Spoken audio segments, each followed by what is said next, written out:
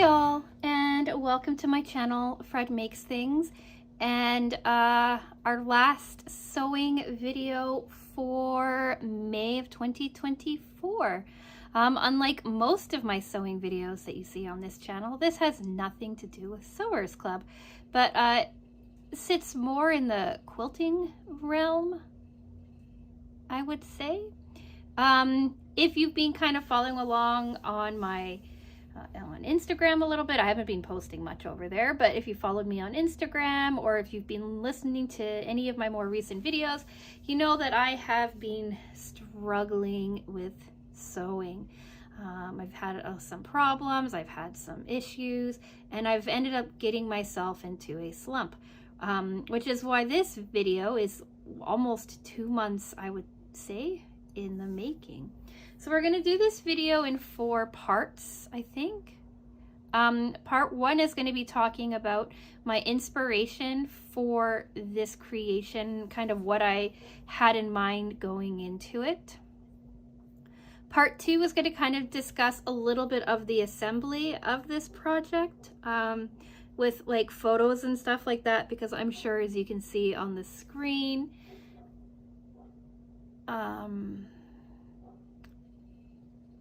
it's pretty big. Part 3, which would normally be something like pros, cons, and user error, is more along the lines of things I would do differently if I were to make this, or things I might do differently if I come back to this. And then part 4 is, as always, sign off. Final thoughts and sign off. So quickly before we do that, I just want to say hello to all of the new subscribers, the current subscribers, and any kind of lurkers out there. If this is your first video that you've ever clicked on mine, know that I do sewing content every single Wednesday. It bleeds now into some Mondays. I do unboxings and project reviews and videos like this. Kind of all in the sewing crafting realm. And then on Fridays I do a long-term project to time-lapse to music. So if any of that's interesting to you, maybe think about subscribing. Or if you've been here for a while and you're enjoying what I do, also maybe think about subscribing. And to everybody who already has subscribed and engages with me and hangs out with me in these videos, thanks so much for watching this one too. I appreciate every single one of you. So let's get into part 1 and what it is that you are staring at and my inspiration. So what I was thinking is I've received a whole bunch of these 5x5 inch squares from my Buy Nothing group, my local Buy Nothing group on Facebook. And somebody had already cut up a whole bunch of fabric for different projects that they had then decided they didn't want to do anymore. So they posted it and I got it. I got a bunch of, I want to say 10 by 12 inch rectangles, 8 by 12 inch rectangles, something like that. Some large squares that I used last year to make a cat quilt topper that I still haven't made the quilt backing for, or haven't quilted yet at all. I've messed around with these in various quilt block experiments, which you will also see in here. I've also used some other pieces from there, some jelly roll strips in some other quilt blocking experiments, and I've just overall generally been kind of working my way through it. But I really liked the look of these specific floral blocks, and I liked the look of them together, and I got a whole ton of them. So what I've been doing is thinking about making a project that has them included as a main project, and I came across something called a chandelier quilt. Here's a image I stole from somewhere on the internet of what a chandelier quilt looks like, and it's a very simple block pattern cut on or sewn on the bias or something, right? Like or put together on the bias, and it makes these really beautiful like chandelier kind of falling diamonds kind of quilts, and I really liked it. So I decided I was going to make a table runner out of them. And then in my mathing and calculations of said table runner, I went a little nuts and I made something way too large. Like even on my biggest extension, I have 3 extensions from my dining room table, it's still too big for that. And I have been held up for the last month, kind of stuck on what to do about it when I realized how big I actually made this project. But anyway, as you can see kind of in the here, I have quilt blocks that I put together. Here's a photo of them on their own. Hopefully I have a quilt block by itself on its own. I don't remember. But if not, I will make you kind of see what each individual block looks like when we discuss kind of putting it together. I also decided I wanted to use some of my scrap, either black or white, and it turned out I did not have enough black, so I went with white fabric. So if you're looking even on here, you can see I've got like a little snowy white fabric. I've got a different white with swirls on it, and then I have like this larger snowy polka dot kind of fabric, and I kind of built all of my pieces out of that. I don't remember what the dimensions on this are, but I'll pop those up on the screen for you as well. And then I decided I really liked the top, the way that it looked, even though I really should have cut it down. And so then I decided to make it reversible. So on the underside, if I open this up, fold it over, I used the rest of my 5x5 blocks to make 4x4 blocks. And then last month I showed you how I was experimenting with quilt blocks, and I incorporated those quilt blocks in, right? So this was like a free quilt block from Sewers Club. Here's a really good idea of what a single chandelier block looks like. And then there's this block here from Sewers Club as well.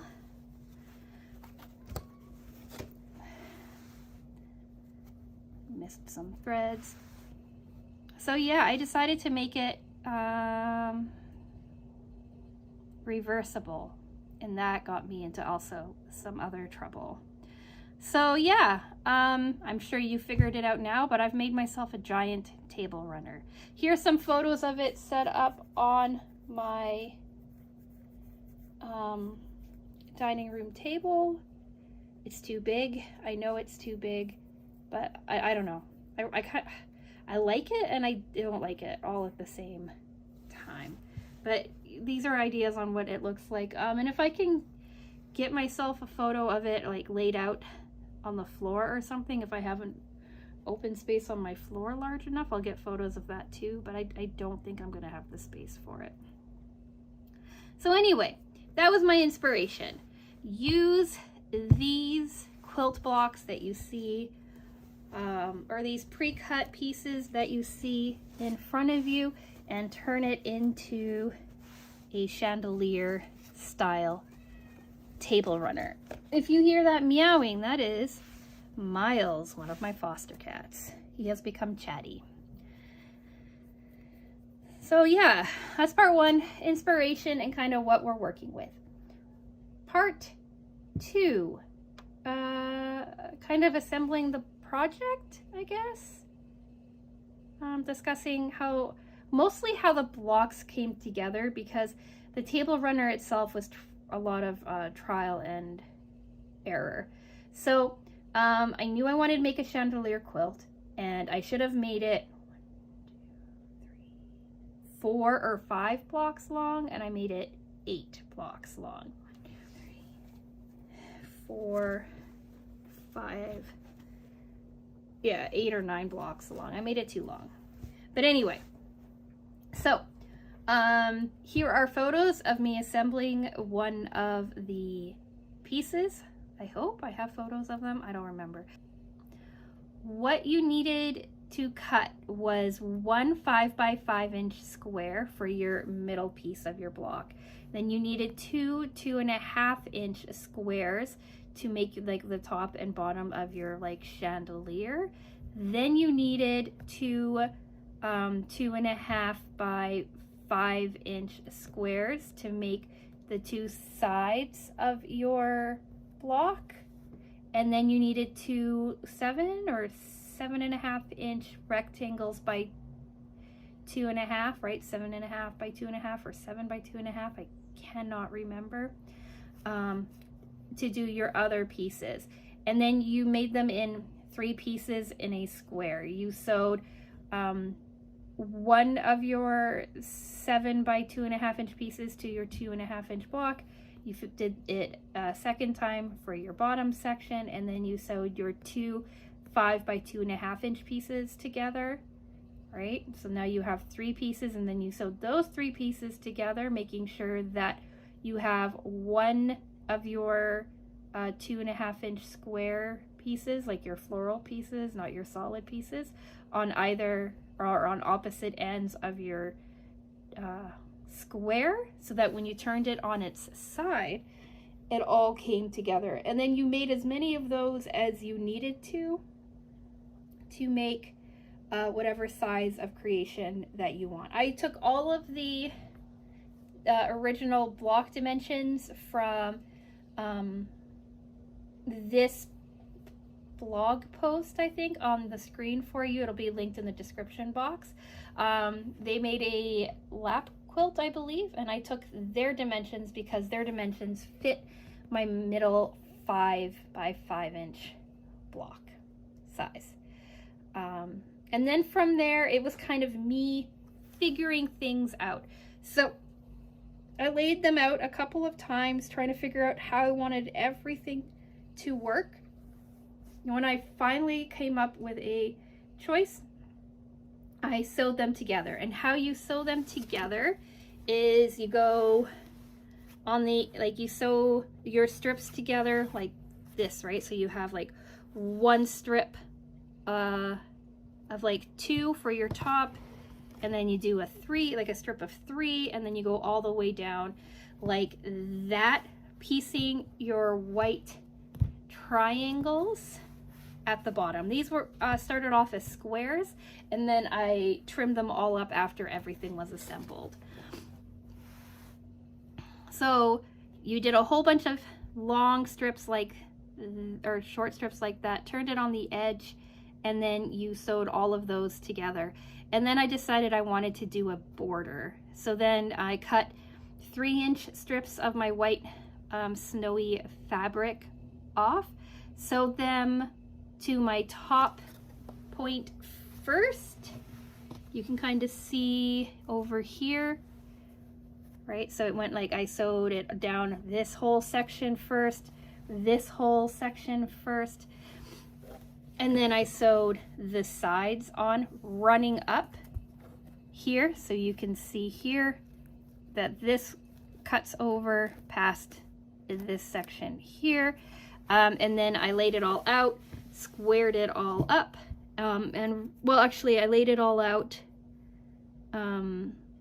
made the underside, which I did in a very similar manner, but instead of doing the more complicated like chandelier block from the front, I just did 4 patches on the back, and also incorporated some of those Sewers Club blocks that I had floating around too. And then I also had to include just a couple of extra layer cake pieces that I had from a different project. So, and then I did the border on the back the exact same way as I did the border on the front.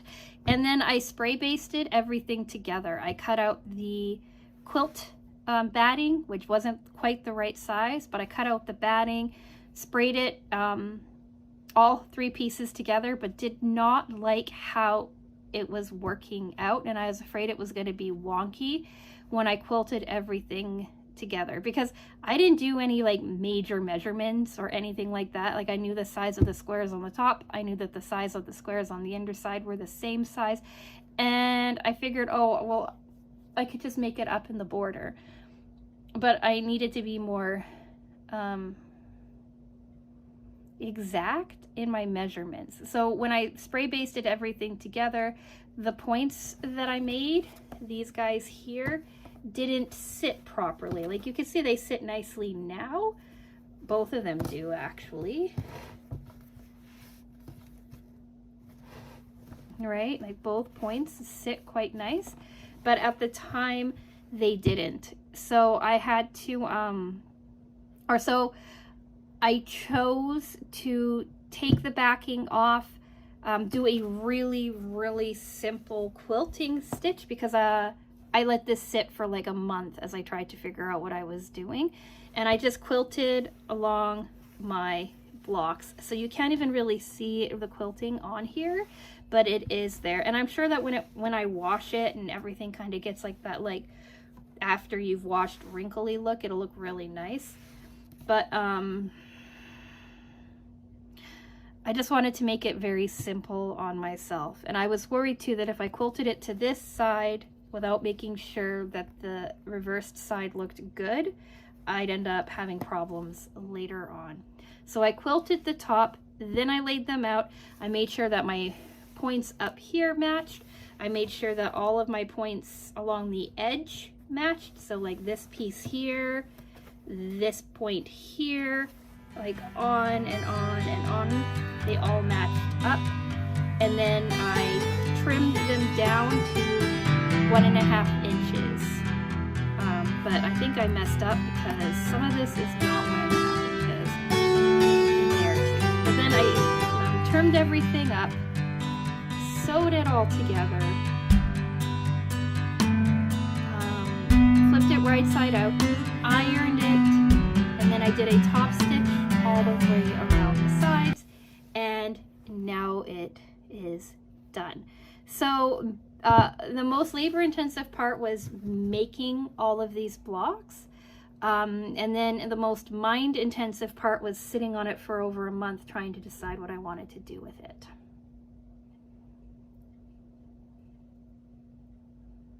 So yeah, we are going to carry right on to part 3. Things that I wish I had done differently. Things I might revisit in the future, that kind of stuff. I also just heard my husband come home, so at some point there's probably going to be some sort of weird cut where when he comes in I'll stop talking and then I'll talk to him and then I'll come back to you all. But as this is fresh in my head, we'll just keep going. So I really like how the blocks look. I really like how the chandelier kind of waterfall or cascading look looks. I think it's beautiful. I've spent the last, again, month agonizing over whether or not I should cut this in half and do 4 pieces or 2 pieces. Like I could have done 2 chandelier pieces. It still would have looked the same, but it would have fit my table better, and I could have either done the same backing, this reversible backing, or I could have done just a solid backing and then made these 2 backing pieces 2 more runners, right? So I could have had 4 runners out of this one massive runner. And if I were to make this again, I definitely would not make it this big. And even now, even though I just finished everything up, I'm still considering at some point in the future cutting part of it out and making it 2 runners or 4 runners. Like it's too big, and I know it's too big, and that's my biggest problem. Because it's so big, it doesn't sit as nicely as I would like it to. I think it'll look better after it's been washed, but this has given me a lot of like agony and stress and uncertainty, and I'm just not sure if I like it as much as I think I do, as I think I wanted to. Like 100%, I absolutely love how these blocks turned out. I just kind of wish, as I like finished assembling it, I kept saying to myself, like, trust the process. Sometimes things get ugly and then they look really nice when they're finished. And I did it with this one, and I think I shouldn't have. I think I should have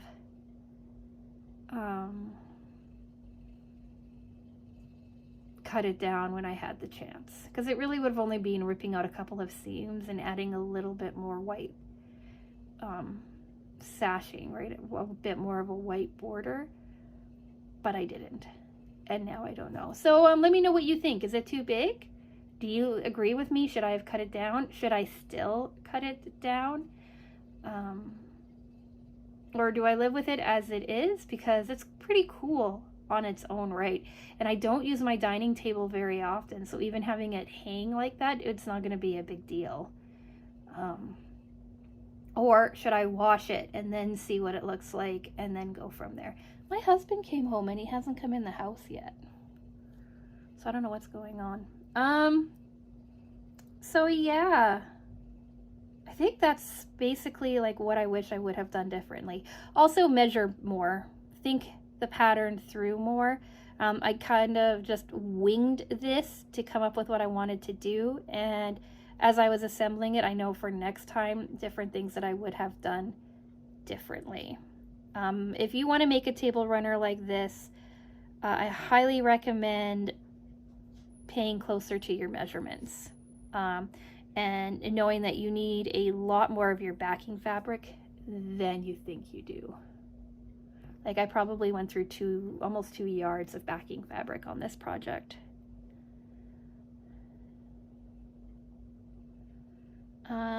Yeah. If you have questions on how, like, on sizing and how things are cut, ask away and I'll try to answer them. But because I'm not super confident in my creation of this project, I'm not going to give you like a whole bunch of numbers or anything like that, because I don't know if I could replicate it a second time around. It was an experiment, and I will make these blocks again. So now let's get on to part 4, final thoughts and sign off. I'm sure you know I am on the fence about this beautiful table runner. I really like it. I like the idea of it. I like the blocks that went into it. Absolutely love the colors that they turned, or that it all came together with. I have no complaints about that. My only real issue is size. So I guess what I'm trying to say is that overall, I like this project, but I wish it was smaller. I wish I had listened to my gut and made it a bit smaller. And yeah, I'm going to play around with these quilt blocks again. I really like how it came out. I really like how it looks. I have other like 5x5. I don't have 5x5s, right? But I've got a whole bunch of 10x10 layer cakes that I could eat, or pieces from layer cakes that I could easily like whip something like this up with again. But I would plan better and not use so much scrap for my backing. I'd actually go out and buy like a proper backing for it, or background fabric for it. But yeah, like I've asked already, I'll ask again. What do you think? Do you like it? Do you not? I'd be really curious to hear all that you have to say. And yeah, so subscribe if you've made it to the end of this video. Next week we are, I think, launching into our unboxing videos. I believe there's going to be a Sewers collab. I know Stash Builder will be next week. It might be the project unboxing too. We'll see how long it takes Sew What Box to come to me. And a few other things, right, are happening as June kicks off. So if you're interested in any of that, subscribe. Like the video if you've made it this far. If you appreciate the kind of effort that I had to push through to get this done. Like, honestly, this has been holding me back. The worry and stress with this has been holding me back for like a month, 6 weeks, something like that. I mean, have you ever had a project that has done this to you too? Like, just kept you kind of like stagnating, trying to figure out what you want to do with it? I'd be curious to hear that in the comment section as well. And with all of that being said, thank you so much for watching, and I will talk with you again soon. Bye!